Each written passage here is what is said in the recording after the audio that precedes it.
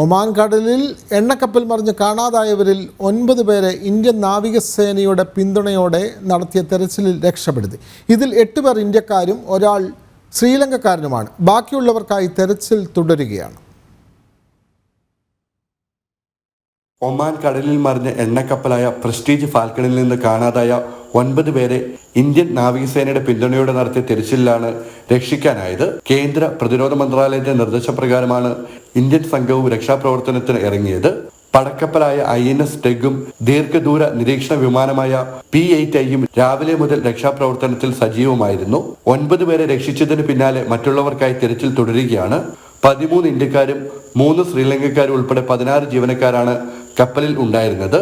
കടൽ പ്രക്ഷുബ്ധമായിരിക്കുന്നതും ശക്തമായ കാറ്റും രക്ഷാപ്രവർത്തനത്തിന് വെല്ലുവിളി ഉയർത്തുന്നുണ്ടെന്ന് നാവികസേന വക്താവ് അറിയിച്ചു. ഒമാനിലെ ദുഹം തുറമുഖത്തിന് സമീപം റാസ് മദ്ഗാരയിൽ നിന്ന് 25 നോട്ടിക്കൽ മൈൽ തെക്ക് കിഴക്കായാണ് എണ്ണക്കപ്പൽ മറിഞ്ഞത്. കോമോറോസ് പതാക വെച്ച കപ്പൽ ദുബായിൽ നിന്നാണ് യമൻ തുറമുഖമായ ഏഡനിലേക്ക് പുറപ്പെട്ടത്. 2007 നിർമ്മിച്ച 117 മീറ്റർ നീളമുള്ള കപ്പലാണ് പ്രസ്റ്റീജ് ഫാൽക്കൺ. ജനം, മസ്കറ്റ്.